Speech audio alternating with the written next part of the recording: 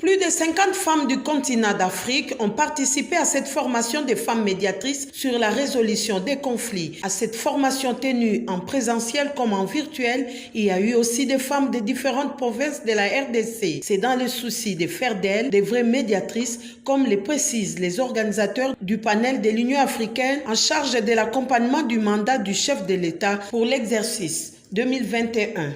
C'est là aussi toute l'urgence de la femme pour travailler dans ce processus de paix, à la communion de cœur et des esprits entre pays africains, entre nations du monde.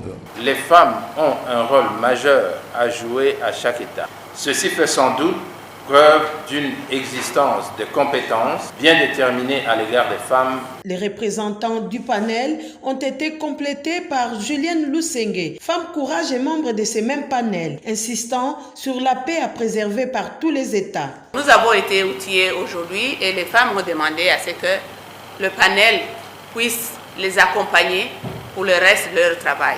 Prenant la parole, la représentante de toutes les participantes qui a remercié les organisateurs a martelé sur le suivi de l'application des recommandations issues de ces assises. Elle compte ainsi sur le gouvernement de la RDC étant sous le leadership du président de la République, Félix-Antoine Tshisekedi. Il s'y est dénoté qu'avec les conflits qui sont interminables en Afrique, il est difficile pour notre continent d'atteindre les objectifs de l'agenda 2063 qui consacre la priorité sur le développement de l'Afrique. D'où cet appel de Esther Kamwanya, représentante de la ministre du Genre, Famille et Enfants, à ces femmes médiatrices ainsi formées pour multiplier leurs efforts dans la recherche de la paix. Un point bien applaudi par les différentes intervenantes et les médiatrices qui ont ainsi chacune reçu un brevet à l'issue de la dite formation ayant duré 3 jours.